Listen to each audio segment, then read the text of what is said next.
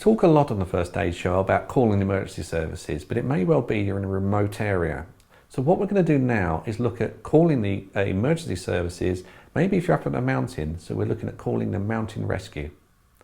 When involved with any outdoor activity and an accident happens, you may need to call the mountain rescue if you cannot treat and evacuate the person yourself.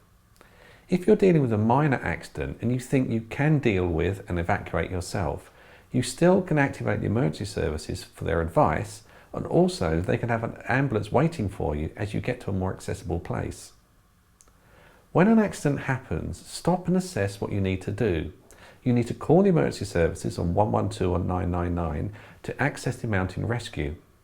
Before you head off, make sure you know how to call for help. It's likely in remote areas that mobile phone coverage will not work, so you can use a satellite phone or convert a standard mobile phone into a satellite mobile phone. The smartphone clips onto the satellite base and you can link them both with Bluetooth. You can then make calls using the satellite network rather than the standard phone network. If you're using a satellite phone, make sure you have a number to call, as the 999 or 112 service does not always work in the same way. The other way of calling for help is to use a two-way radio. Make sure these are fully charged and working before you set out. When talking to the emergency services, give them as much information as possible, including your exact location or map reference. Many mobile phones have satellite navigation built into them, and they can give you an exact location reference that you can relay onto the emergency medical services. Once you decide to call for help, while waiting, you need to keep everyone warm and be visible to the emergency services. Use high visibility clothing, tents and blankets to shelter from the wind and rain, and keep an eye out for help. It can take a long time for help to arrive, so ensure you manage the casualty and the situation carefully.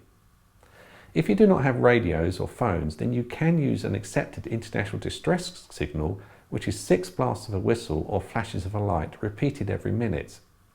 The reply to this is 3 blasts of a whistle or torch flashes.